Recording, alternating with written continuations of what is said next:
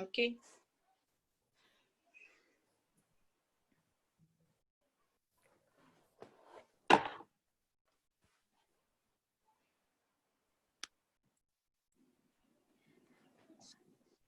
Então tá, então vamos lá. Boa noite para todo mundo, meu nome é Lisiane Storniolo, eu sou psicóloga no Instituto Horizontes, né, faço parte do Instituto, e hoje a gente vai dar sequência, então, a mais uma atividade que a gente vem fazendo todas as quintas-feiras, para pensar, então, um pouco sobre transexualidades.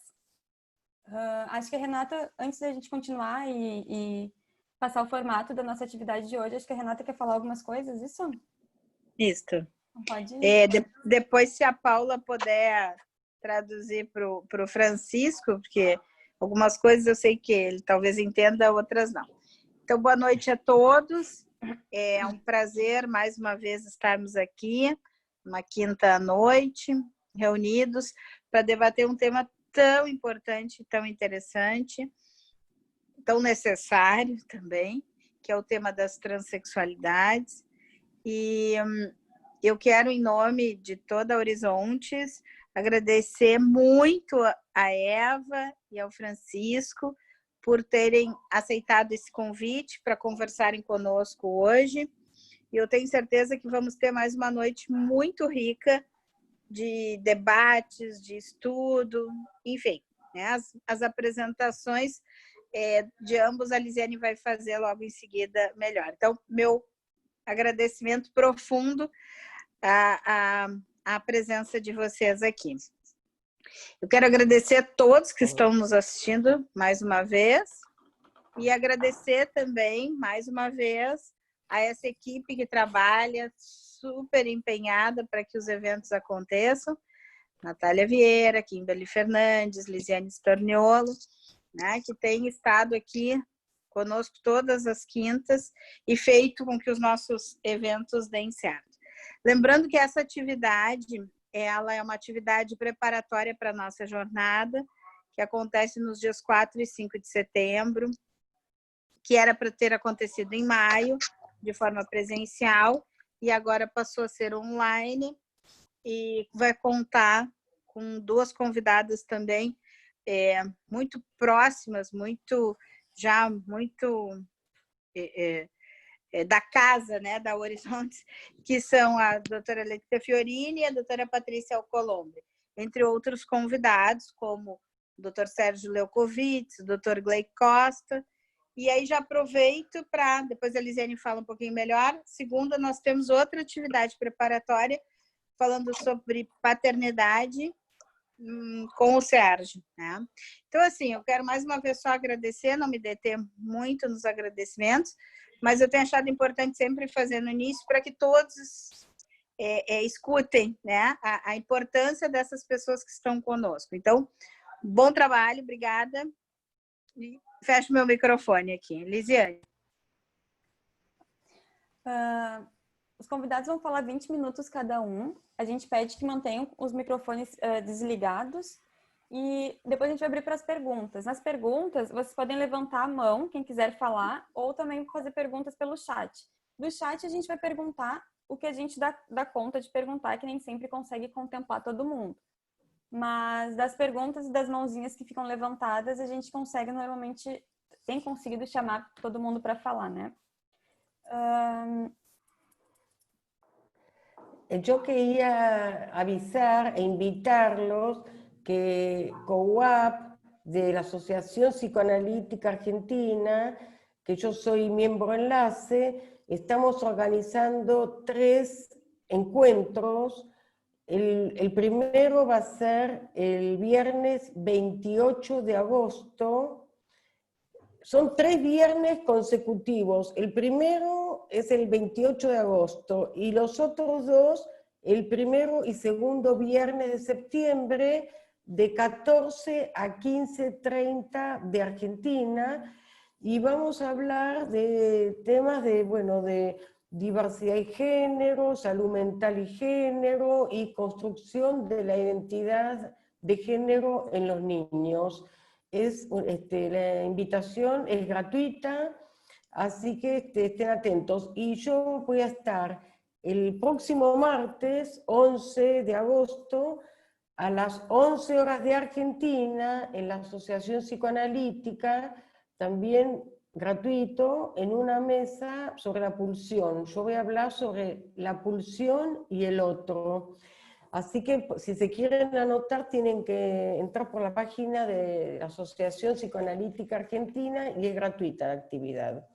Queria avisarlos, invitarlos. Obrigada. A gente pode enviar o link depois dessas inscrições por e-mail para quem se inscreveu no Simpla. Te envia o agradecimento e pode enviar também o link, né, para inscrição. E podemos compartilhar no chat agora. O evento da Coap, eu tenho o flyer. A sua apresentação eu não tenho, mas eu posso ir procurando enquanto vocês vão falando e eu compartilho no chat aqui do evento, tá? Muito obrigada. Graças. Então, vamos começar com Francisco Anguiano Castillo, psicanalista, né, no México, professor e supervisor na Faculdade de Psicologia do Centro de Estudos Universitários. Começamos contigo, então. Te passo a palavra. Gracias. Buenas noches. Estoy muy contento de estar hoy con ustedes y muy agradecido con el Instituto Horizontes, en particular con Renata Violes, por la invitación a este importante evento. Y es un honor para mí compartir este foro con mi querida y admirada Eva Roth. Muchas gracias. ¿Qué es hablar de la transexualidad en la actualidad? Los conceptos cambian dependiendo del momento histórico y del lugar geográfico. Y lo que se ha entendido como transexualidad no es la excepción.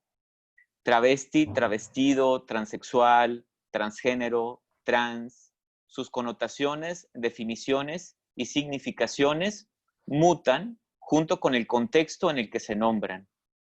Se les ha entendido de múltiples formas. Sujetos que viven como, que se sienten pertenecer a, o que modifican su cuerpo para parecer miembros del otro género. Personas que viven en un cuerpo equivocado, hombres con un alma, corazón o cerebro de mujer o viceversa, personas que su identidad de género no coincide con su sexo biológico o que no se identifican o viven en un género diferente al asignado al nacer. Aunque desde cierto punto de vista pudiéramos decir que la transexualidad, o más bien que el tránsito entre los géneros aparece desde el momento en que se organiza la experiencia humana en dos grupos distintos, hombres y mujeres, o sea, desde que hubo una bipartición humana y ciertas personas de un grupo se identificaron con los miembros o con las actividades del otro grupo, el término hace su aparición hasta el siglo XX. A finales del siglo XIX, la transexualidad no era una entidad claramente distinguida, sino que estaba mezclada con lo que ahora conocemos como homosexualidad. El jurista alemán Karl-Heinrich Ulrichs consideraba que la homosexualidad o uranismo, como él le llamaba, era un anima muliebris virili corpore inclusa, o sea, un alma de mujer en un cuerpo de varón. Él entendía el deseo de un hombre por otro hombre desde una lógica heterocentrada. Un hombre podía desear a otro hombre solo si internamente era una mujer. No fue sino hasta 1910, cuando el médico alemán Magnus Hirschfeld acuñó el término travestismo, que se pudo separar a los hombres que deseaban a otros hombres homosexuales de los hombres que se visten como mujeres, travestis. Y hasta 1923, con el término transexualismus, diferenció a aquellos hombres que se vestían como mujeres, travestis, de los hombres que se sentían mujeres, transexuales. Desde que apareció la ciencia sexualis, como la nombra Foucault, tanto la homosexualidad como la transexualidad, la primera como perversión y la segunda como psicosis, fueron construidas como patologías. El siglo XIX fue testigo, sobre todo en sus últimas décadas, del inicio de un movimiento de despenalización de ciertas sexualidades, específicamente la homosexualidad que, como decíamos, era un híbrido entre homo y transexualidad. Este movimiento se consolidó durante el siglo XX, al menos en la mayoría de los países occidentales. Esto no fue gratuito, pues a medida que los cuerpos, los géneros y las sexualidades que se salían de cierto modelo fueron despenalizándose, al mismo tiempo fueron patologizándose. Ya no iban a ser cuerpos, géneros y sexualidades fuera de la ley, sino fuera de la norma, o sea, anormales. El discurso médico-psiquiátrico patologizó todo lo que se salía de la norma, una práctica que sigue siendo muy actual, la patologización de la diferencia. No fue sino hasta finales de los años 70 del siglo XX que ocurrió algo que nunca había acontecido. Estas personas que por años habían sido consideradas como objeto de estudio se convirtieron en sujetos de su propia palabra. Gracias a los movimientos sociales, aquellas personas que siempre habían sido nombradas, etiquetadas y diagnosticadas por quienes ostentaban el saber desde un lugar de poder, tomaron la palabra y se nombraron a sí mismas. Exigieron ser escuchadas y comenzó otro movimiento, el movimiento de despatologización de los cuerpos, los géneros y las sexualidades no normativas. Primero fue la homosexualidad. En 1973, la Asociación Psiquiátrica Americana decide eliminarla de su Manual Diagnóstico y Estadístico de Trastornos Mentales. Curiosamente, en la tercera edición del DSM, en 1980, cuando en teoría ya no estaba la homosexualidad como trastorno, aunque sí estaba la homosexualidad egodistónica, aparece por primera vez la transexualidad en forma de trastorno de la identidad de género.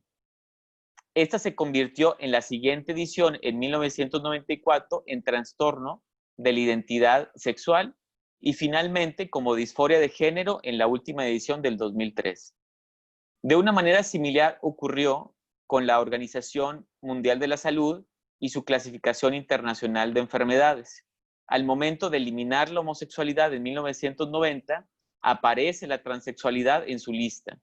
Hasta hace apenas 2 años, en el 2018, que la elimina de dicha clasificación o más bien la mueve hacia otro apartado. Es importante señalar que no fueron suprimidas enfermedades o trastornos reales a partir de una votación o una decisión de eliminarlas de sus listados, sino que, y es por eso la importancia de conocer la historia, primero fueron patologizadas ciertos cuerpos, géneros y sexualidades para luego ser despatologizadas. Uno de los problemas que actualmente tenemos para pensar la transexualidad y en general todos aquellos cuerpos, géneros y sexualidades no normativos es que nuestra concepción de la sexualidad está basada en un paradigma de finales del siglo XIX. Un paradigma con el cual habíamos podido entender, pensar, definir la sexualidad, incluso cómo pensarnos, entendernos y definirnos a nosotros mismos.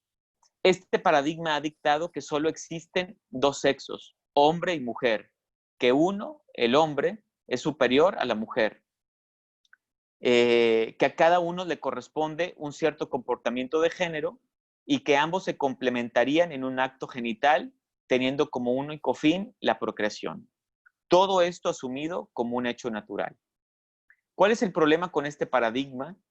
El problema es que todo aquello que no entraba en este esquema fue catalogado como anomalía, enfermedad, trastorno, o sea, todo lo que no se explicaba desde este paradigma fue patologizado. Decía Thomas Kuhn que cada época tiene su paradigma y que éste permanece hasta que ya no es capaz de explicar todo lo que se conoce.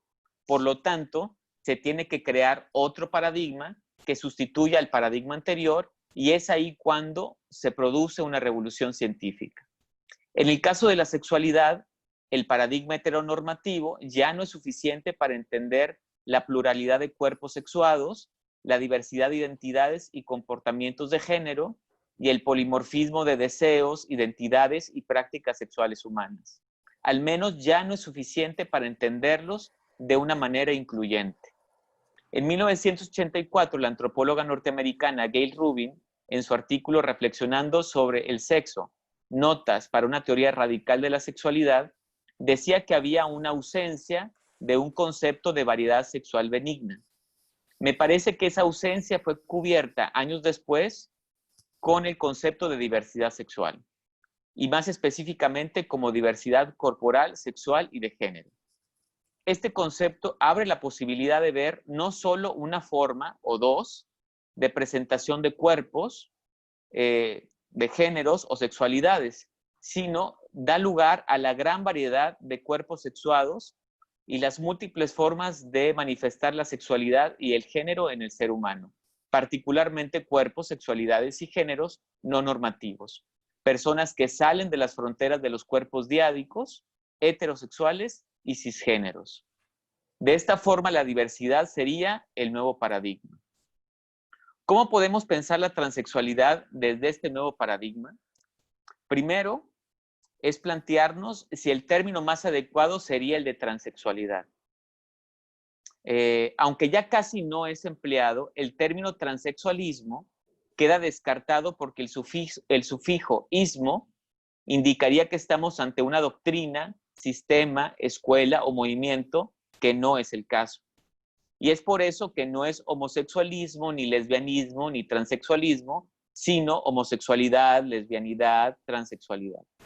Segundo, aunque hay autores que hablan de una diferencia entre transexuales, personas que desean someterse o se sometieron a un proceso de modificación corporal para vivir en el género que se sienten como propio, transgénero, personas que viven en el género opuesto al que le asignaron al nacer, sin modificar necesariamente su cuerpo, y trans, término que incluye todas las personas que viven en un género que no es el que les han asignado al nacer. En realidad, el término transexual cada vez está más en desuso debido a la historia de patologización que trae arrastrando, siendo sustituido por el de transgénero y cada vez más por el de trans. Yo elijo usar el término transgeneridad para nombrar a la vivencia que se experimenta y transgénero o simplemente trans para referirme a los sujetos. Lo segundo que implica pensar la transgeneridad de este paradigma es justamente la de asumir la diversidad de las experiencias transgénero. A diferencia de autores como el psicoanalista norteamericano Robert Stoller, que hablan de transexuales verdaderos o falsos, en función del cumplimiento de ciertos criterios regularmente rígidos de los roles de género para el diagnóstico de la transexualidad, por ejemplo, haber expresado el deseo de vivir en otro género desde la infancia, el sentir rechazo hacia las características sexuales secundarias del propio cuerpo, rechazo hacia los genitales, el gusto por los roles tradicionales del otro género y el rechazo por los del mismo género, incluso un deseo heterosexual. A diferencia de esta concepción, como decíamos, es necesario entender que existe una gran diversidad de formas de transitar de un género a otro, muchas formas de presentarse, de vivirse y de nombrarse. Personas trans con cualquier expresión de género, con cualquier orientación sexual, con múltiples formas de relacionarse con su cuerpo, y es por esto que me parece más adecuado hablar de transgeneridades en plural. ¿Qué es ser transgénero? Teniendo en cuenta que en cada región se le puede pensar de una manera diferente y que no hay una verdad absoluta sobre los términos, yo entiendo la transgeneridad como una identidad de género, en la cual el sujeto se vive en el género que la cultura considera el opuesto al que le asignaron al nacer. Aquí encontramos varios puntos importantes para aclarar. No podemos decir simplemente una persona trans se identifica con el otro género, porque sería asumir que solo hay dos géneros, hombre y mujer, dejando fuera todas las identidades de género no binarias. Tampoco pienso la transgeneridad solamente como una no identificación con el género asignado al nacer, porque entonces tendríamos que incluir en la categoría trans a las personas de género no binario. Algunos autores, sobre todo en el contexto anglosajón, sí lo hacen y usan el término trans o transgender para referirse a todos los géneros no normativos. Hombres femeninos, mujeres masculinas, transexuales, drags, travestis, géneros no binarios, etc. Yo pienso más bien que las identidades de género pueden presentarse en tres grandes grupos.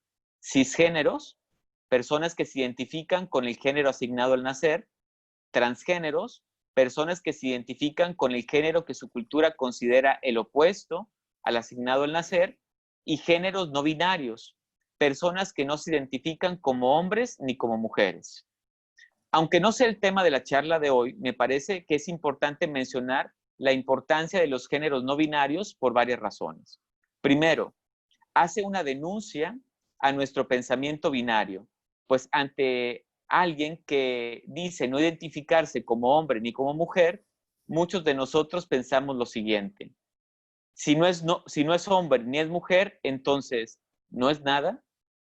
Segundo, rompe con el binarismo, con la creencia de que solo hay dos géneros. Rompe también con el esencialismo del género y con su supuesta fijeza. También viene a problematizar la forma en cómo pensamos las orientaciones sexuales, pues este concepto está construido a partir de géneros binarios. Por ejemplo, una persona no binaria que le gustan los chicos, ¿qué orientación sexual tiene? No pienso la transgeneridad como la experiencia en la cual una persona no se identifica con su sexo biológico, sino más bien, como decía anteriormente, como alguien que no se identifica con su género asignado al nacer y se identifica con el otro género, principalmente porque en la mayoría de los casos no estamos seguros del sexo de una persona. Me explico. Gracias a lo que conocemos como intersexualidad, o sea, personas que nacen con características cromosómicas, gonadales, hormonales, genitales, que no coinciden con las características sexuales de macho y hembra humanos, o que rompen con la consistencia esperada entre los diferentes componentes del sexo, o lo que antes se les conocía como hermafroditas. Bueno, gracias a las personas intersexuales sabemos que la transgeneridad no podía basarse en una no identificación con el sexo biológico, porque en realidad, al momento de nacer un bebé, en la mayoría de los casos, asumimos su sexo a partir de un solo elemento de este, los genitales, y los genitales externos. Y si la condición intersexual no aparece a nivel de genital externo, los padres y los médicos no indagan más allá, y esta persona tardará en darse cuenta de su condición o tal vez nunca lo haga. Tomemos, por ejemplo, a propósito de la imagen que usaron para la publicidad de este evento, el caso de la chica danesa, la película, Lily Elf, que lo que se muestra en la película, por ejemplo, es que es un hombre que en algún momento empieza a hacer una transición hacia mujer y se identifica como mujer. Entonces, cualquiera pudiera pensar que en el caso de Lily Elf, pues nunca se identificó con su sexo biológico. Aquí el asunto es que cuando le hacen la primera cirugía, se dieron cuenta que tenía ovarios. Entonces, no era un sexo macho, era intersexual. Por lo tanto, se piensa que esta persona era transgénero o era transexual, no a partir de su sexo biológico, sino porque fue asignado como hombre al nacer. Y como fue asignado como hombre al nacer y se identifica como mujer, eso es lo que hace que la pensemos como una mujer trans. Bien. Francisco, Entonces, mande. 5 minutos. Ok, ya voy a acabar. Han pasado 90 años desde la experiencia de Lily Elf y el mundo ha cambiado. Y no solo en 90 años, sino que nos damos cuenta que no es la misma actitud que se tiene hoy hacia este tema del que se tenía hace 15, 10 o incluso hace 5 años. Hay mucha más visibilidad trans y aunque haya un poco más de apertura y aceptación, no podemos negar la existencia de una transfobia social. Afortunadamente, el cambio social lo hemos visto reflejado también en las nuevas formas de subjetividad que tienen los adolescentes trans.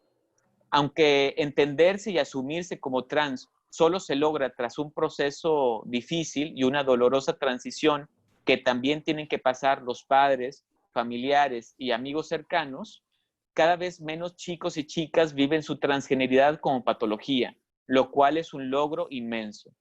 Cada vez menos estos chicos y chicas sienten la obligación de hacerse una cirugía, más bien la piensan como una opción. Si lo desean, pueden hacerla o pueden no hacerla si no lo desean. También encuentro cada vez más chicos y chicas que viven sus roles de género ya no de una manera tradicional y rígida, sino de manera más libre viven su género de manera más fluida y están más abiertos a experimentar otras formas de ser hombre o mujer, poniendo en tensión las categorías masculino y femenino. Ojalá que pronto cada vez más chicos y chicas entiendan, como dice el sociólogo y activista español Miquel Missé, que su cuerpo no tiene ningún problema. El problema lo tiene el sistema, que no sabe en qué cajón ordenarlo, clasificarlo, leerlo. Y este es el reto. Esto es lo que está en el horizonte. Un cambio de paradigma, un sistema que no tenga que patologizar lo que no entiende, un sistema que no convierta en seres abyectos a quienes no cumplan con sus expectativas. Construir un lugar donde cohabiten los cuerpos, los géneros y las sexualidades diversas. Construir un camino que nos lleva al encuentro con el otro, con el que es considerado diferente a mí, y reconocerlo en su diferencia. Gracias. Muito obrigada. Então, agora vamos passar para a Eva Rotenberg, psicanalista, membro titular com funções didáticas e especialista em crianças e adolescentes da Associação Psicanalítica da Argentina, da APA, e da IPA, fundadora e diretora da instituição Escola para a Paz Multifamiliar. Bueno, buenas tardes. Soy miembro enlace de APA y COUAP. Estoy con este tema del género desde el principio. Quiero agradecer mucho la invitación de Renata, de la institución de ustedes, y para mí también es un placer estar compartiendo la mesa con Francisco. Yo voy a ver, quiero empezar. Quiero aprovechar este momento para que podamos pensar juntos. En Argentina y en muchos países de Latinoamérica he contribuido a la despatologización de la homosexualidad y he contribuido con el matrimonio igualitario. El libro Homoparentalidades, Nuevas Familias fue estudiado por la legislatura argentina. Fui convocada para ver qué opinaba yo acerca del matrimonio igualitario y de la adopción de parejas del mismo sexo. Yo personalmente estoy a favor de la despatologización del ser humano, de la psicosexualidad. Freud hablaba de la psicosexualidad, diferenciándola de la sexualidad. Pero soy psicoanalista y me parece que tenemos que pensar cómo se deviene sujeto, más allá de la identidad sexual que ese sujeto elija, se identifique, construya. Hay algo... digamos que en este momento hay más de 35 identidades de género fluido, transgénero, bueno, he atendido a una persona que decía que era hombre y mujer, al mismo tiempo, es decir, hay más de 35 identidades de género, quizás más en este momento, pero a mí lo que me interesa es que si bien Freud introdujo la idea de sexualidad infantil y de psicosexualidad y revolucionó a la sociedad vienesa con este tema, yo creo que el tema del género, la deconstrucción del sexo y del género ha desbordado al psicoanálisis, no solamente a la cultura, sino al psicoanálisis. Entonces, yo me doy cuenta que hasta el día de hoy hay muchos psicoanalistas que no entienden de qué se trata y que, bueno, realmente ha desbordado esta idea. Yo quiero repasar cómo se constituye el sujeto humano. El sujeto humano precisa de un otro, y esto no solamente lo dijo el psicoanálisis, sino la neurociencia. La neurociencia explica muy bien que sin un vínculo significativo, empático, por más que un bebé haya nacido con toda la potencialidad sana, no se producen sinapsis neuronales. Entonces, se necesita un vínculo especial para que el sujeto humano, el bebé, devenga sujeto humano. Y Lacan dijo que se llama sujeto porque tiene que haber sido sujetado primero que nada. Es decir, sujetado significa que se tiene que unir la pulsión. Freud dice, la pulsión del bebé busca al otro.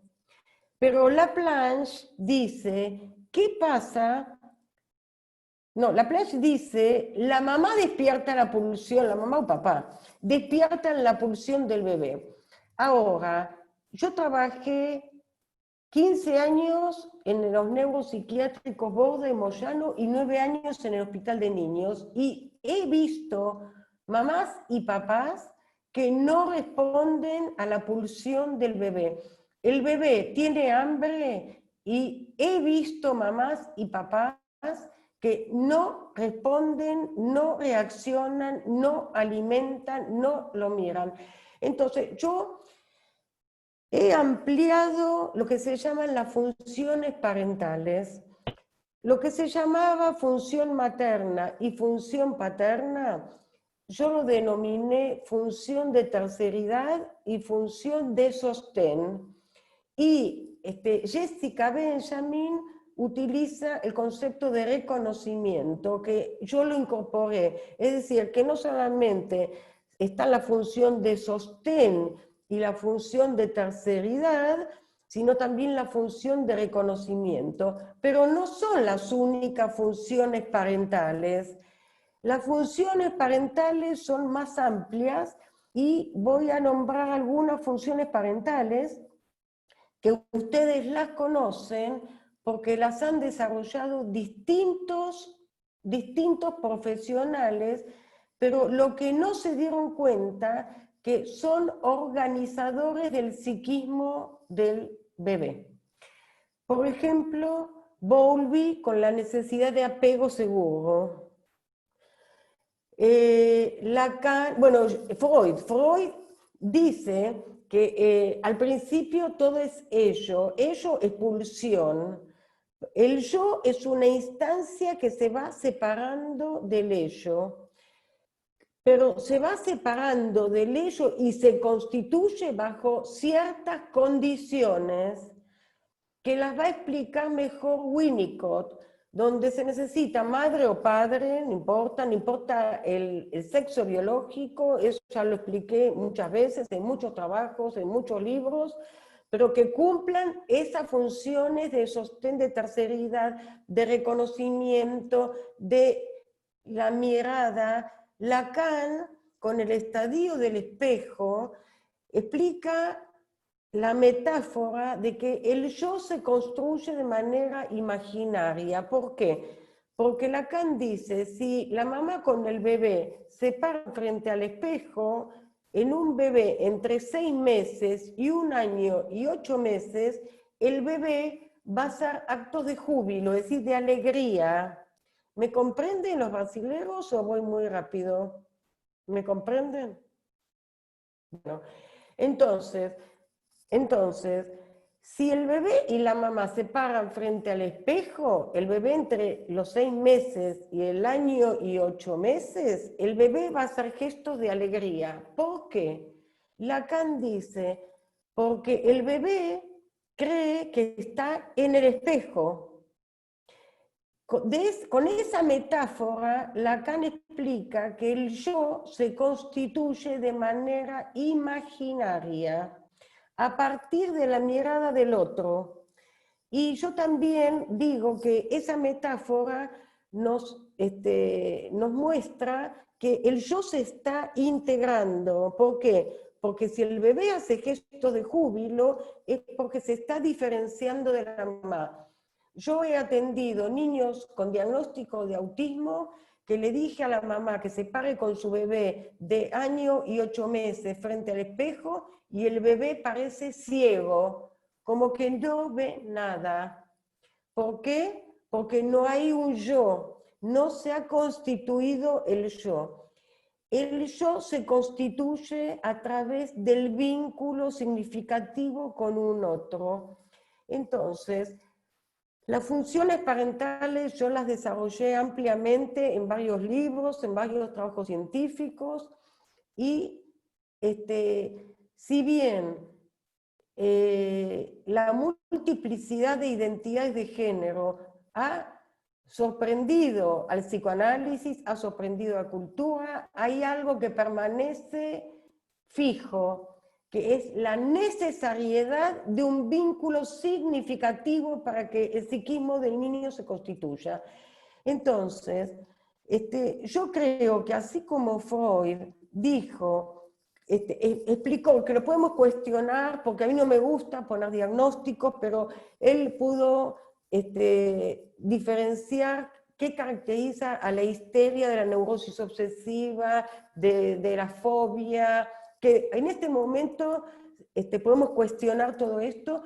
Yo creo que tenemos que poder pensar por qué alguien se siente, asume el sexo con el que nació, se identifica con ese sexo, otra persona no se identifica con el sexo con el que nació, otra persona se siente homosexual, otra persona se siente transgénero, otra persona se siente hombre y mujer. Tenemos que poder tratar de comprender. Entonces, en principio, yo diferencio el tema de lo que es identidad, asumir una identidad de género que es diferente al sexo biológico del nacimiento, que sigue siendo binario, sigue siendo hombre o mujer el sexo de nacimiento. En cambio, la psicosexualidad, como bien explica Freud, es psicosexualidad porque tiene que ver con lo imaginario, con la fantasía, con lo que cada uno genera. Entonces, yo creo que tenemos que diferenciar la identidad de género con que una persona se asume de, no me gusta decir elección sexual porque yo coordiné muchos grupos y atiendo para personas que se definen como homosexuales o lesbianas y dicen no me gusta la palabra elección porque no es algo que yo he elegido, es algo que se me impone, es una pulsión que se me impone. Entonces, no, para mí no es lo mismo los avatares del deseo sexual que llevan a la elección de alguien del mismo sexo, como es la homosexualidad o ser lesbiana, que asumir una identidad. Yo creo que hay un tema que es preedípico, que tiene que ver con la identidad, que hay algo que sucedió en esa constitución temprana de los padres con ese niño, con ese bebé, algo que tiene que ver con las funciones parentales, que vuelvo a repetir, que no tiene que ver con el sexo biológico de la pareja de los padres. Pueden ser heterosexuales, pueden ser lesbianas, pueden ser homosexuales, pueden ser un trans con una mujer, no me importa, pero una cosa es la sexualidad de la pareja y otra cosa son las funciones parentales que permiten que un bebé pueda devenir sujeto. Yo he atendido muchos niños, muchas consultas que me traen los padres por niños que se sienten de otro género, que no coincide con el sexo biológico. He atendido y atiendo adolescentes también, y también he atendido padres que, por ejemplo, voy a decir un caso, un papá que estaba casado en una pareja heterosexual con una hija y un hijo, se divorcia la pareja no por el tema de nada, de la sexualidad, sino porque la señora me consulta a mí que ella no se llevaban bien y al poco tiempo de separarse, el señor le dice que se siente homosexual. A los 3 meses, el señor le dice que se siente trans, que se siente mujer, y va al colegio de los niños vestido como mujer, era verano, con una blusa así abierta, con los labios pintados, se compró un corpiño con relleno, se puso una falda con tacos, iba al colegio a buscar a su hijo y a su hija vestido como mujer. Bueno, esto trajo, el motivo de consulta de la señora fue porque estaba totalmente confundida. Yo creo que el proceso por el cual una persona decide transformar su identidad de género, si es un adulto, adolescente o adulto, lleva un proceso intrapsíquico que si se trata de alguien que tiene hijos, tenemos que trabajarlo muy bien porque los niños no han hecho ese proceso y cómo afecta esa transformación en la subjetividad de los niños. Esto es un problema que yo planteo. Ahora, si se trata de niños pequeños, yo creo que tenemos que diferenciar cuando el deseo es un deseo que viene de parte de los padres, un deseo que tiene que ver con la historia familiar de los padres, con las identidades inconscientes de los padres, o cuando es un deseo más genuino del niño. Es decir, que tenemos que poder diferenciar. Y cuando se trata de un adolescente, tenemos que poder acompañarlo en este devenir, poder acompañarlo, pero así como viene, cuando nosotros podemos recibir a una persona que se presenta como un neurótico obsesivo, o alguien que tuvo un brote psicótico, o alguien que se quiere divorciar, el tema del motivo de consulta que sea, tenemos que, a mí no me gustan los diagnósticos, me gusta conectarme, ¿qué le sucede a esta persona? ¿Qué le sucede a este sujeto? Entonces, mi planteo es que tenemos que, las funciones parentales, que son mucho más amplias que la función de sostén y de terceridad y reconocimiento, que son la función de apego, la mirada del otro, la constitución del yo, la integración del psique-soma, del niño, ¿no? Como decía Winnicott, sentir el cuerpo como propio, apropiarse de su cuerpo, apropiarse de su subjetividad, apropiarse de la psicosexualidad. Es decir, todo esto es un proceso muy complejo. No podemos hablar de los géneros, de las identidades de género, sin hablar de los procesos de subjetivación, porque si no, estamos hablando como, para mí, sin encarnadura. Somos sujetos que por el momento necesitamos de vínculos significativos para poder ser. Y lo que yo encuentro en muchos niños y adolescentes, y con esto quiero explicar que no estoy patologizando nada, sino que quiero comprender por qué alguien elige este camino y no hizo una neurosis obsesiva, o por qué, no sé, por qué no es homosexual y está, o por qué es género neutro. Es decir, tenemos que poder pensar como pensó Freud, no como certezas, pero tenemos que ponernos a pensar. Yo lo que veo en la clínica es que estos jóvenes, niños o jóvenes, no se habían sentido mirados, pero no mirados así vistos, porque son padres que, he atendido padres que aman a sus hijos o hijas, los aman, pero mirados en el sentido psicoanalítico, de registrados en su subjetividad. Pero a partir del momento en que le dicen al papá o a la mamá que se sienten de otro género, empiezan a ser registrados, empiezan a ser vistos. Es como si los padres lo descubrieran por primera vez.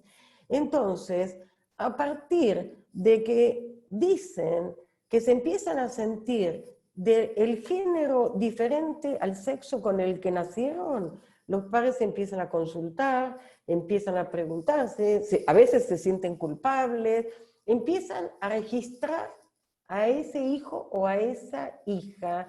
Y ese hijo y esa hija, que he atendido muchos con distintas historias, empiezan a sentir que por primera vez son escuchados y registrados y empiezan a pertenecer a un grupo LGTBQ, yo qué sé, empiezan a pertenecer a un colectivo que tienen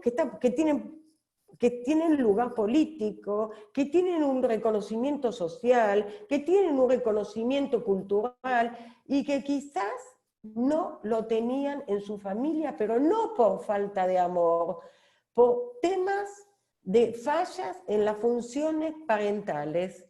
Entonces, esto no significa, una cosa, no significa patologizar nada. Yo creo, como dijo Joyce McDougall, cada uno encuentra el mejor camino para vivir su vida y tenemos que ser respetuosos, pero tenemos que poder ver de qué sufre el que consulta por una neurosis obsesiva porque se lava 20 veces las manos, o de qué sufre la persona que nunca había sido vista hasta que dice que quiere ser que se siente de un género diferente al sexo. Tenemos como psicoanalistas que poder preguntarnos, sí, ¿tú me quieres decir algo? ¿Es la hora? 5 minutinhos. Bueno, entonces,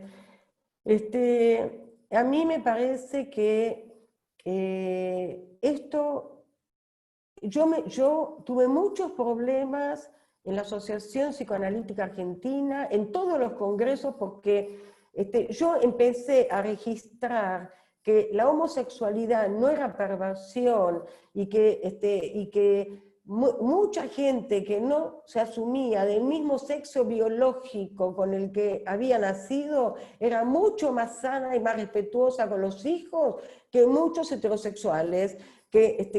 Entonces, me parece que no se trata de patologizar, tampoco de politizar y de que no podamos pensar. Entonces, las funciones parentales son mucho más amplias que estas 2 o 3 funciones, y que el psiquismo es complejo. Y lo bueno de Freud, de hablar de psicosexualidad, es que le da lugar a la sexualidad autopercibida. Si Freud hubiera hablado de sexualidad, hubiera hablado de la fijeza. En cambio, al hablar de psicosexualidad, si bien no pudo escapar a su época, porque decía que la naturaleza marca el destino, y es verdad que la naturaleza marcaba el destino en la época de Freud, porque la mujer estaba condenada, porque la maternidad era el destino. Entonces, en la época de Freud era cierto eso, pero también Freud habló del complejo de Edipo ampliado y habló de la psicosexualidad. Entonces le da lugar a la fantasía, y Lacan amplió el tema de la constitución del yo de manera imaginaria. Entonces la psicosexualidad amplía la posibilidad de la autopercepción del sexo. Y esto enriquece mucho al psicoanálisis. Entonces, yo lo que quiero decir, que como psicoanalista no podemos politizar el tema. ni tenemos que patologizar el tema, tenemos que ver qué le pasa a la persona que nos consulta. Y desde ahí ver cuál es su sufrimiento. La persona que se siente trans y que quiere quitarse los genitales masculinos, yo creo que tomó literalmente que la mujer, en la época de Freud se pensaba que la mujer está castrada, entonces debe castrarse. Es decir, alguien puede sentirse mujer, ser trans, y no tener que quitarse los genitales masculinos.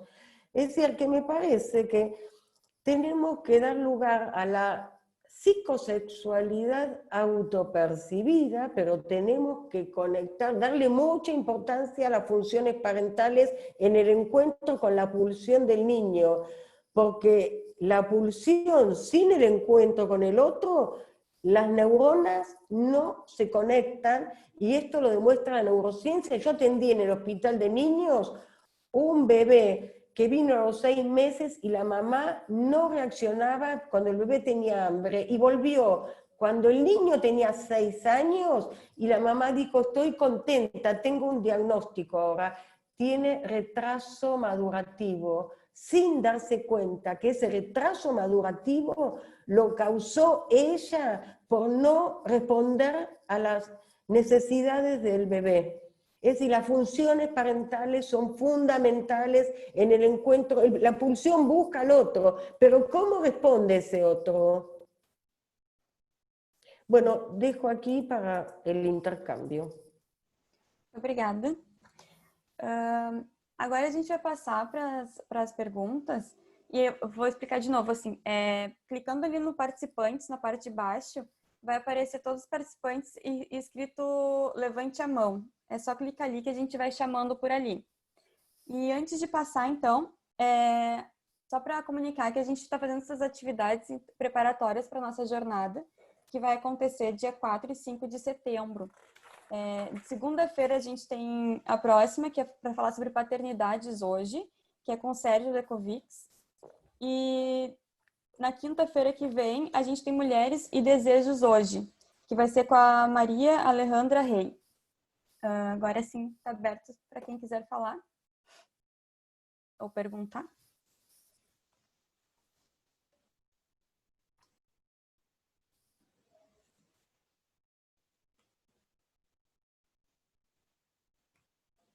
Renata? Bom, queria agradecer muito ao Francisco e à Eva, excelentes colocações, e sei assim, 2 colocações eu queria fazer. Pedir ao Francisco que pudesse contar um pouco da prática, né, da sua clínica, porque eu sei que atende bastante adolescentes trans, né? Enfim, trazer isso um pouco para nós.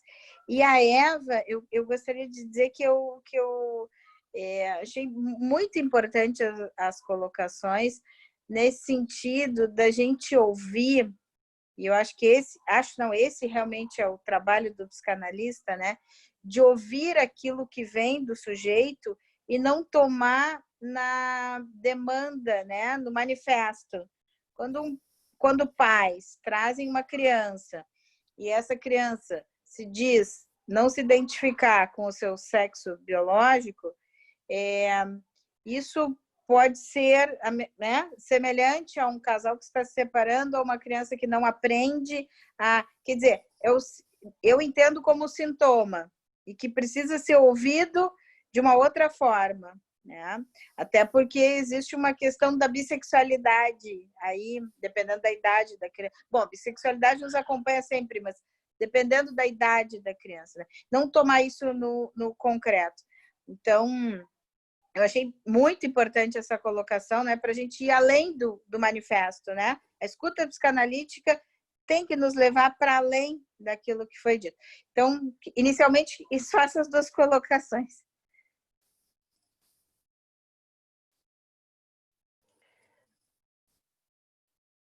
Francisco, no se escucha, está apagado tu... Ok, ya, ahora sí, ¿verdad? Sí. Bueno, pues sí, tengo algunos años trabajando en general, con pacientes que se identifican como gays, como lesbianas, como trans.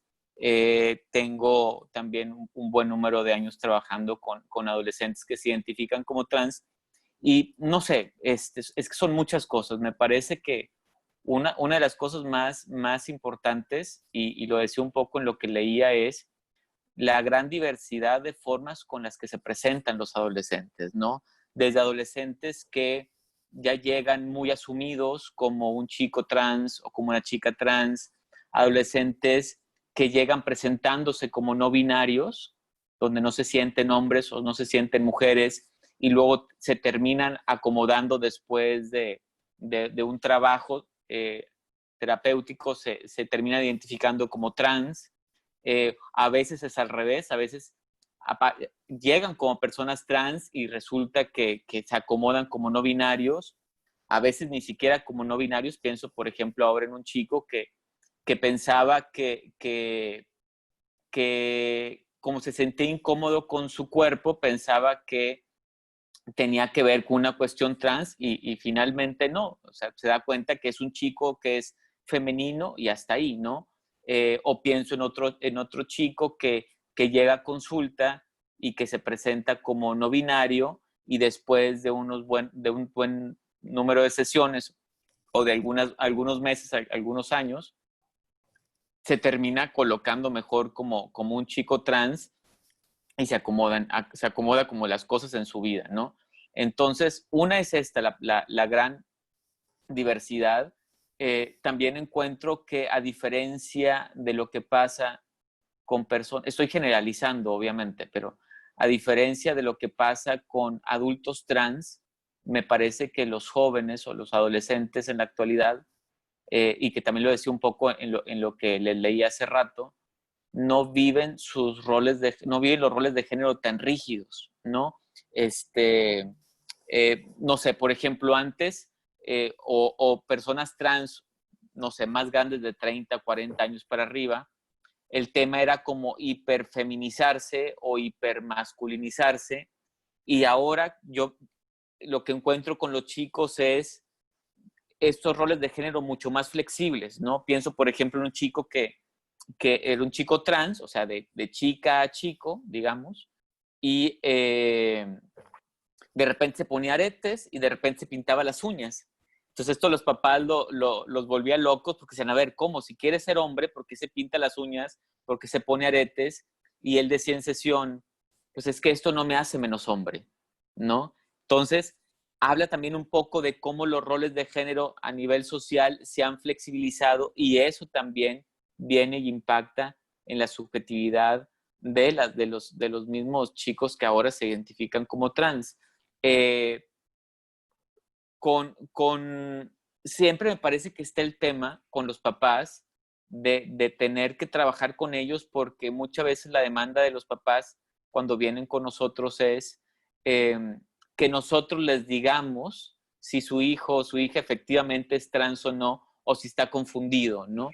Eh, Al menos como yo he trabajado, es un poco en que esto que están buscando como al especialista, al psicoanalista o al psicólogo que viene y tiene este lugar de saber, y entonces es el que efectivamente dice, yo más bien he trabajado con que puedan escuchar a su hijo o a su hija, ¿no? Que no se lo brinquen, porque es como, no importa lo que dice él, que no lo diga el psicólogo porque él sí sabe. No, yo trato como de redirigirlos a los chicos para que lo puedan escuchar, para que haya este puente donde puedan acercarse, donde puedan ir construyendo y acomodándose juntos. Obviamente para los papás es muy complicado, a veces lo viven como una muerte de su hijo para que luego renazca una hija o al revés, ¿no? Entonces, digo, a manera general, para no extenderme mucho, han sido muy diversas, les digo, muy diversas las formas de que tienen que presentarse los chicos y las chicas. Hace poco en un curso decían que casi no había casos de chicos trans otra vez, de chica a chicos, y yo les decía, pues es de la gran mayoría de adolescentes trans que he visto y jóvenes trans, la gran mayoría que yo he visto son hombres trans, son chicos trans, ¿no? Entonces, creo que también hace falta, y es un poco también lo que decía Eva, de nuestra postura de no patologizar, porque luego, si traemos un discurso muy patologizador, los adolescentes o las personas trans en general no se van a acercar al psicoanálisis, ¿no? Decía Patricia Gerovici, que es una psicoanalista que trabaja en Estados Unidos, de que con justa razón las personas trans no se han acercado al psicoanálisis porque muchas veces ha hecho atrocidades, ¿no? Afortunadamente, uno de los ejemplos muy claros es Eva, donde han cambiado esta visión de patologización y eso hace que la gente vaya o venga con nosotros para encontrar una experiencia diferente, ¿no? Bueno, en general, más o menos. Sí, no me acuerdo qué me habías preguntado, pero, Renata, pero hay algo que quiero decir, es que el ser humano, el niño, necesita ser registrado como sujeto, registrado como un otro. Entonces, cuando vienen con un niño que quiere ser niña, yo le pregunto a los padres qué significa para ellos ser un niño y qué significa ser una niña. Depende de la edad. Si son adolescentes, yo les pregunto a ellos, ¿qué representa? ¿Qué es para vos ser hombre o mujer o masculino o femenino? Y las respuestas llaman la atención. Por ejemplo, una joven que atendí, que decía que era hombre y mujer. Entonces, bueno, en realidad me consultó por un sueño traumático. Ese fue el motivo de consulta. Me cuenta, esto no es algo que se va a difundir libre, ¿o sí? ¿Esto se va a difundir libremente en YouTube o no? Ah, entonces no lo voy a contar. Entonces no. Entonces no. Pero los rasgos por los cuales ella decía, había nacido con el sexo biológico de mujer, pero se cortó el pelo, y decía que por momentos era hombre, por momentos era mujer, no voy a contar detalles, pero los motivos por los cuales se sentía mujer o se sentía hombre eran identificaciones de rasgo. ¿Qué significa de rasgo? Como decir, las mujeres les gusta que le abran la puerta del auto. Identificarse con eso es un rasgo, eso no define una mujer. Entonces, por eso yo digo que cuando se trata de identidad de género, que no es lo mismo que la vicisitudes del deseo, ¿no? Yo creo que algo pasó con la construcción de la identidad, que no por eso hay que patologizarlo, pero sí tenemos que tratar de entender, porque, como decía Paco, los padres que preguntan, ¿es cierto o no es cierto? Esos papás que no se conectaron con su hijo o con su hija. Es decir, de golpe se empiezan a dar cuenta cuando le dicen quiero cambiar, me siento no del sexo con el que nací. Entonces, fíjense que es muy importante para todos nosotros sentirnos mirados, sentirnos registrados, valorados. Para un niño pequeño que está construyendo su psiquismo, mucho más que nadie. Yo quería decir 2 palabras acerca de la construcción de la diferencia. Porque para Freud la construcción de la diferencia estaba basado en la diferencia sexual anatómica. Y Lacan, digamos que amplía este concepto en el sentido, porque para Freud la mujer está castrada, por eso entra el complejo de Edipo, y el varón tiene miedo a la castración. Lacan dice que cambia el tema del pene por el falo. ¿Por qué? Para decir que todos estamos castrados, nadie es completo, nadie tiene el falo. Entonces, ¿qué pasa con la construcción de la categoría de diferencia? Ustedes la van a escuchar a Leticia y ella y yo pensamos diferente en este tema. Yo personalmente creo que se ha confundido la percepción de la diferencia sexual anatómica con la construcción simbólica de la categoría de diferencia. Es decir, que alguien puede ser homosexual y estar con una pareja homosexual, y sin embargo tener registrada la categoría de diferencia. Es decir, no quiere decir que esté desmintiendo la categoría de diferencia. Yo lo que desarrollé y lo escribí en mis trabajos, en mis libros, es que la categoría de diferencia es simbólica y es organizadora del psiquismo, en el sentido de que si los padres o los abuelos desmienten hechos traumáticos, porque yo, por ejemplo, he recibido padres que desmintieron, bueno, y Freud lo escribe en el trabajo en el fetichismo. Freud dice que los niños desmienten la muerte de un ser querido, igual que el fetichista que no reconoce la diferencia sexual anatómica. Freud dice que el niño dice, yo sé que mi abuelo murió, pero aún así voy a hacer de cuenta que mi abuelo vive.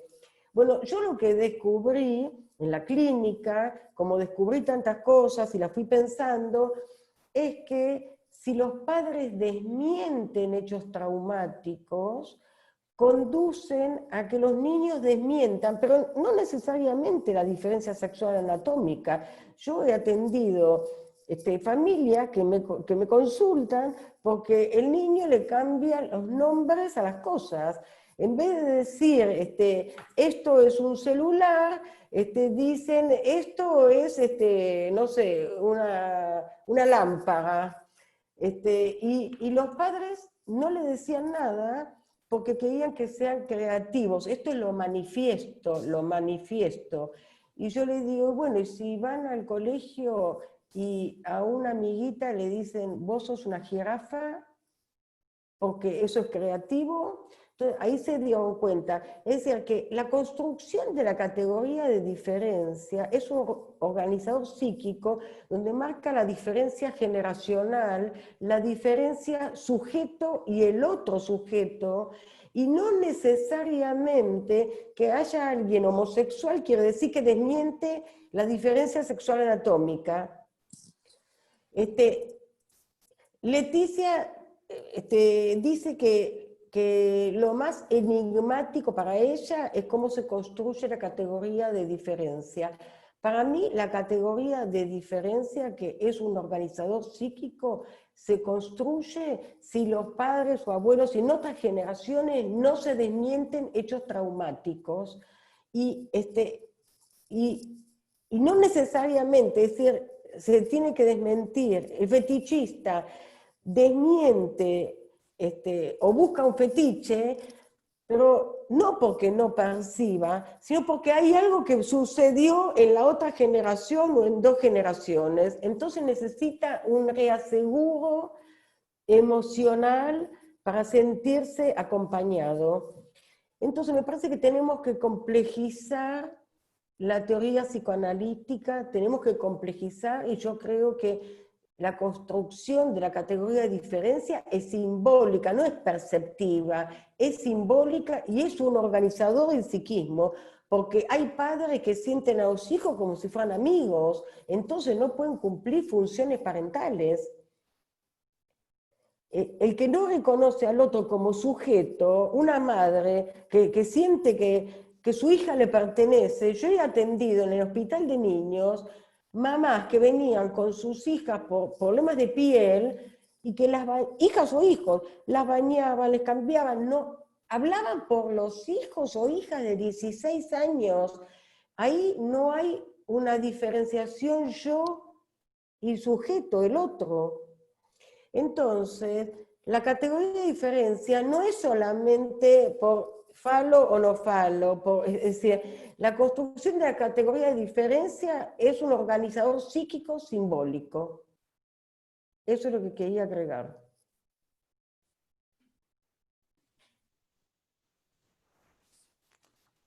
Vocês têm mais alguém que gostaria de fazer alguma pergunta?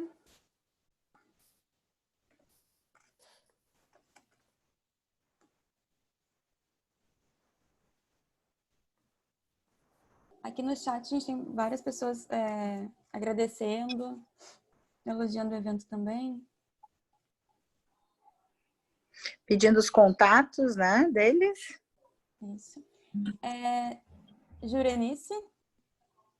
Ah, gente. Uhum.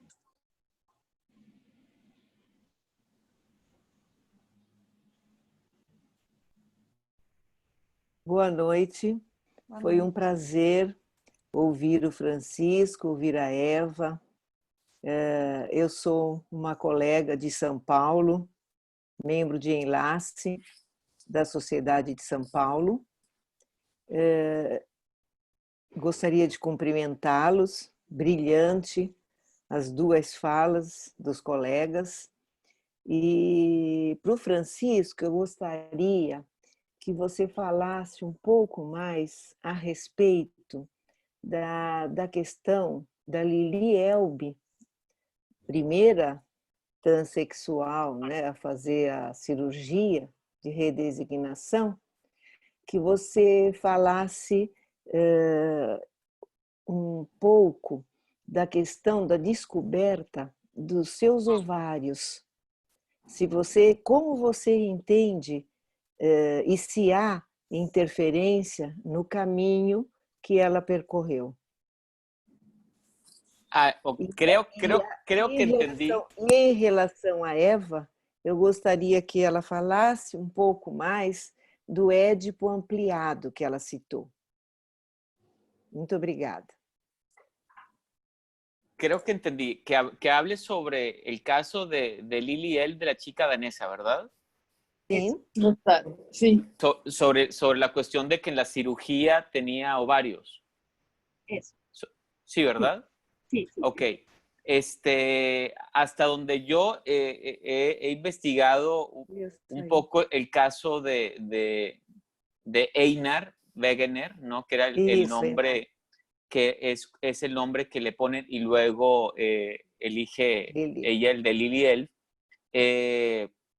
Resulta que en la primera cirugía, que por cierto, según lo que he leído, fue supervisada por Magnus Hirschfeld, que es este sexólogo alemán, que aparte junto con Abraham es quien funda, me parece, la Sociedad Psicoanalítica de Berlín.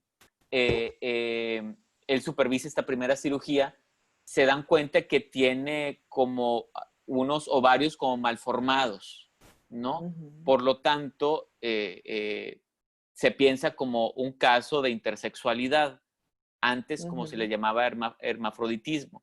Por eso decía, en lo que leía, que yo no pienso las personas trans como alguien que se identifican, bueno, las personas en general, como alguien que se identifican o no con su sexo biológico, porque el sexo biológico se asume a partir de los genitales externos, aunque todas las demás características no coincidan, ¿sí? Yo pienso el sexo como bueno, no solamente yo, pero me acerco al pensar el sexo como algo que tiene que ver con hormonas, cromosomas, gónadas, genitales internos, genitales externos y fenotipo.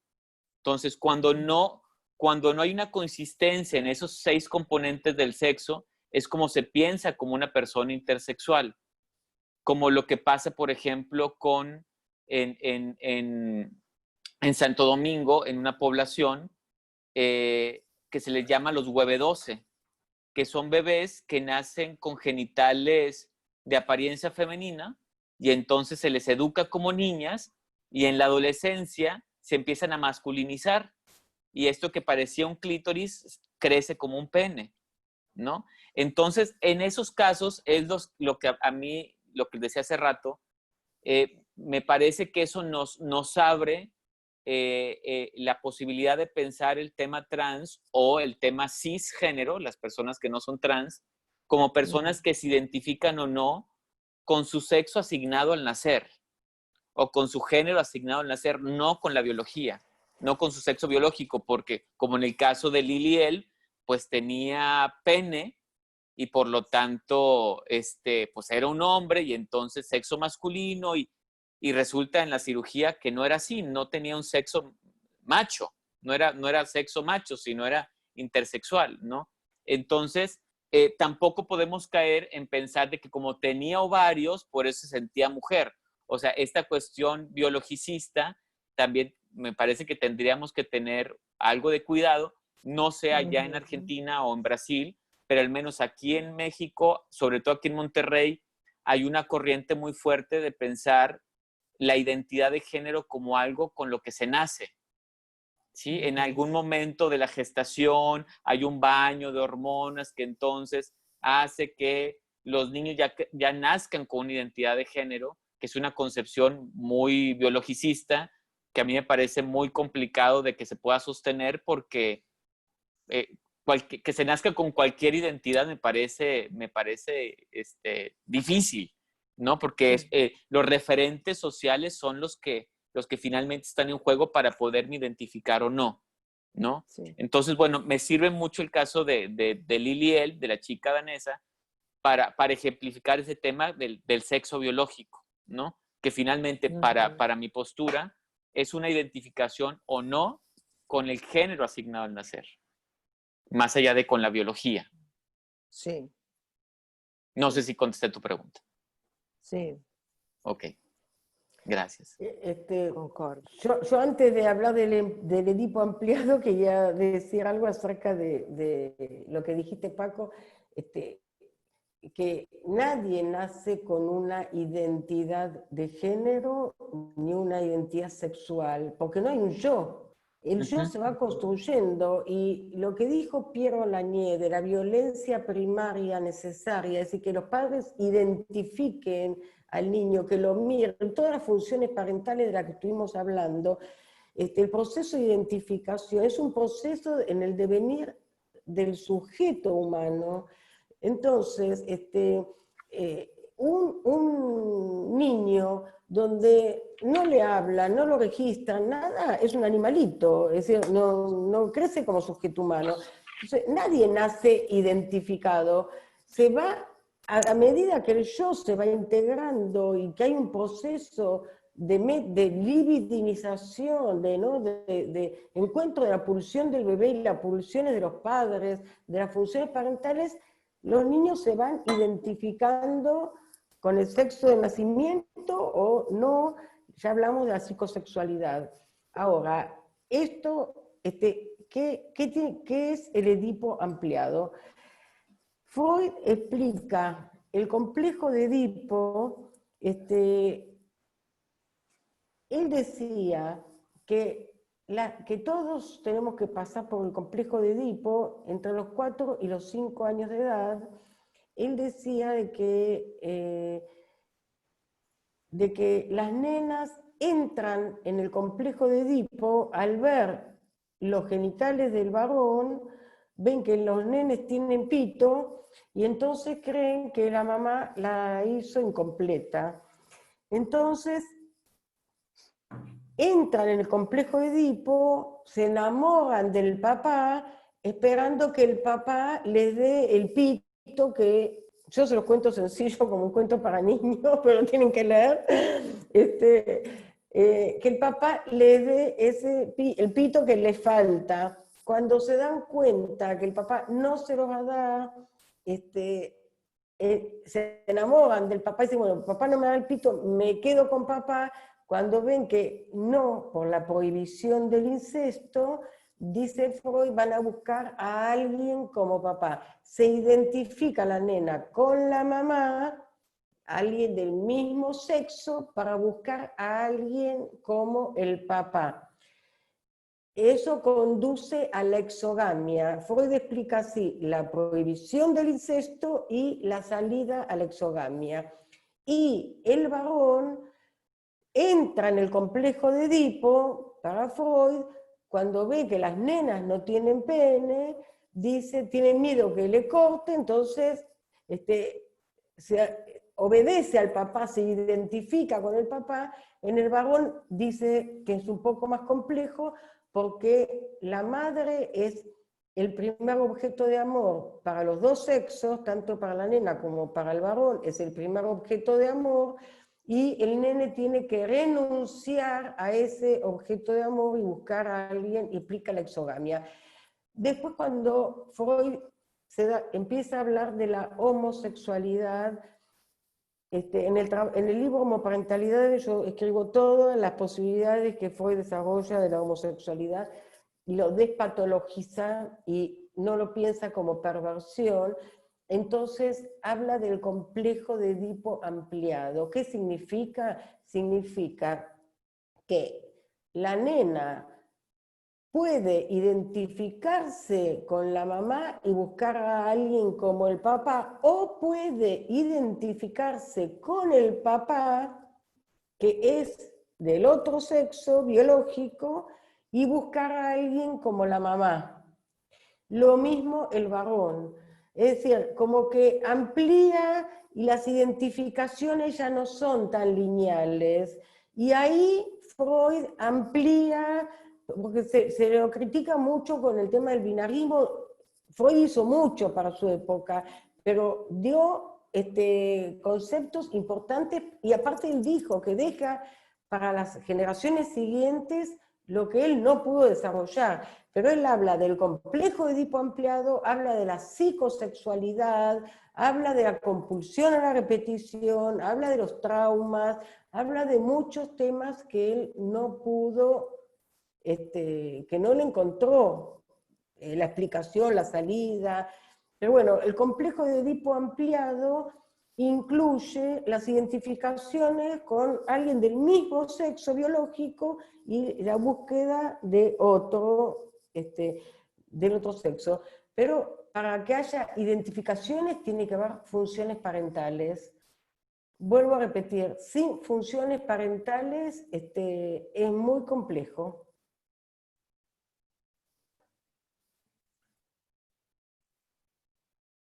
No sé si queda explicado. Sim. A gente tem uma pergunta do João.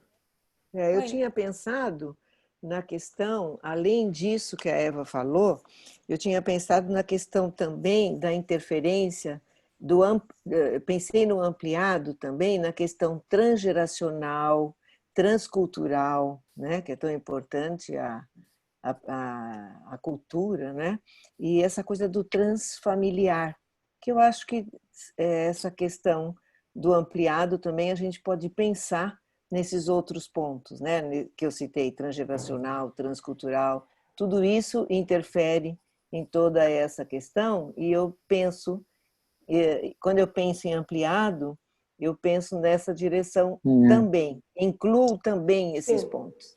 Sí, está muy bueno porque Freud habla del complejo de Edipo alrededor de los 4 o 5 años, pero habla de una vuelta en la pubertad, ¿no? Donde las identificaciones que son psíquicas no tienen que ver con el sexo biológico, en la pubertad tienen otra vuelta y se pueden identificar con pares, con amigos, transculturalmente, etcétera, etcétera. Es decir, que dentro de la teoría psicoanalítica, que tiene que ser ampliada, que tenemos que repensarla, pero hay muchas herramientas como para poder pensar lo que nos está sorprendiendo en la cultura, porque yo todavía escucho mucha gente que no entiende y que patologiza, y lamentablemente patologiza, ¿no? Yo quería también agregar algo con eso. Me parece, digo, para la gente que nos está escuchando, que nos está viendo, en cuanto a psicoanalistas que estudian la teoría psicoanalítica, es que no solamente tratarnos de explicar tanto cuestiones de sexualidad, de psicosexualidades, de género, que salen de la norma, sino también las que están dentro de la norma, así como, y vaya, desde el mismo Freud problematizó la heterosexualidad, que decía en un agregado de 1915 a 3 ensayos, que decía que también este gusto exclusivo del hombre por la mujer no es algo obvio, sino se tiene que resolver. Entonces, así como muchos de nosotros nos metemos a entender qué pasa con la homosexualidad, también nos tendríamos que meter a ver qué pasa con la heterosexualidad y no pensarlo como un desarrollo normal que así debe de ser. Igual con el tema trans, no, sino así como pensamos qué pudo pasar con esta persona para que se identificara con el otro género, también tendríamos que pasar en la construcción en general de la identidad de género, qué pasa para que una persona sí se identifique con su género asignado al nacer o con su sexo biológico, ¿no? O sea, me parece que es pensar ambas opciones.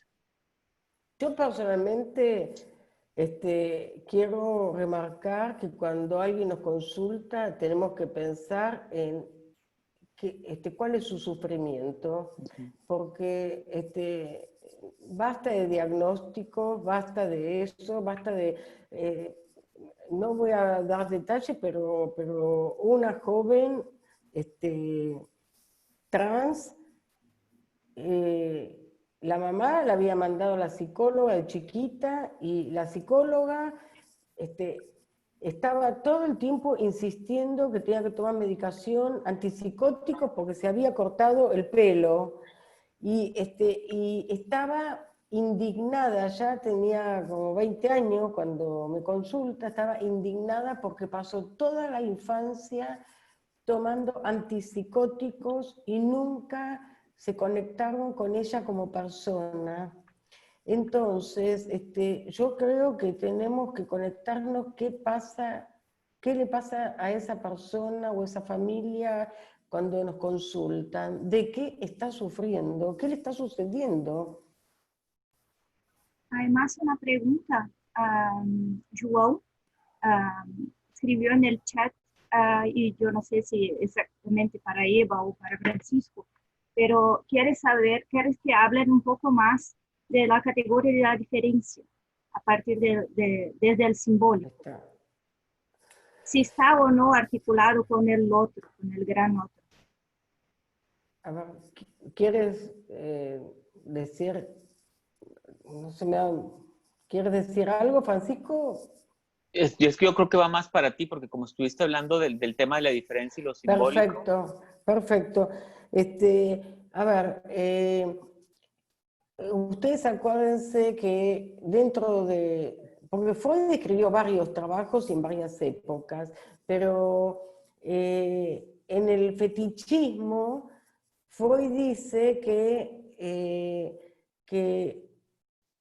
el homosexual no reconoce la categoría de la diferencia sexual anatómica. La construcción de la categoría de diferencia para Freud estaba basada en la diferencia sexual anatómica. Y decía que el fetichista no toleraba ver la diferencia sexual anatómica, entonces se fijaba a un fetiche, que el fetiche tenía un sentido en su historia libidinal. Podía ser, generalmente decía el zapato de la mamá, porque quizás cuando la mamá le daba el pecho veía el pie de la mamá, o el pie de la mujer, que era como el falo. Es decir, que la construcción de la categoría de diferencia estaba basada en la percepción de la diferencia sexual anatómica. En este momento, bueno, ya Lacan dice que el tema de que la mujer no está castrada y que hay que pasar del tema del pene al falo. ¿Qué quiere decir eso? El falo no lo tiene nadie, ni el hombre ni la mujer. Ahora, el falo puede ser cualquier cosa.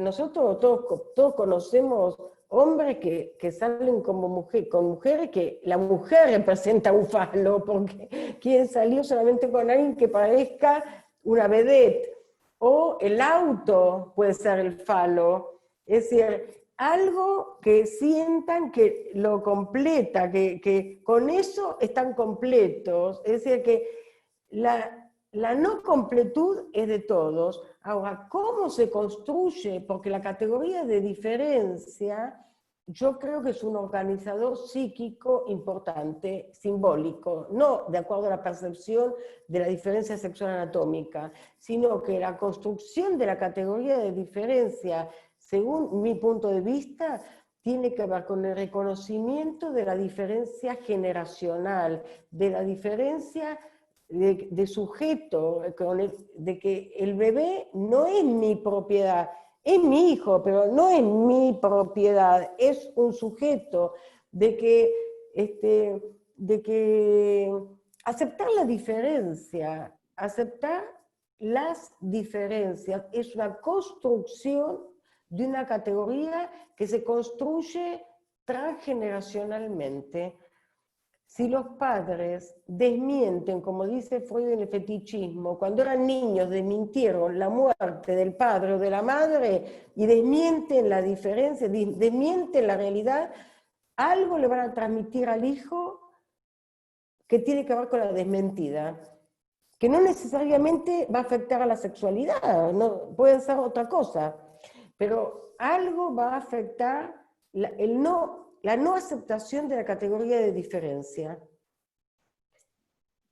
¿Se entiende?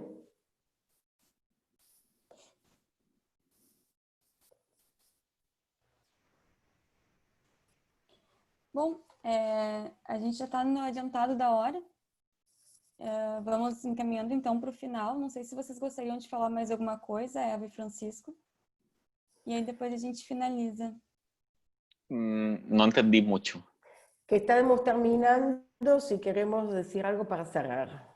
Ok. No, pues agradecer el espacio, la invitación. Qué bueno que estén tocando estos temas, que hay mucho que aprender. Es el tema de la diversidad corporal, sexual y de género en el psicoanálisis es muy amplio. Hay muchas cosas por entender, hay muchas cosas por trabajar, hay muchas cosas para repensar, muchos conceptos que tenemos que revisar para ver cuáles se quedan, cuáles se tienen que renovar.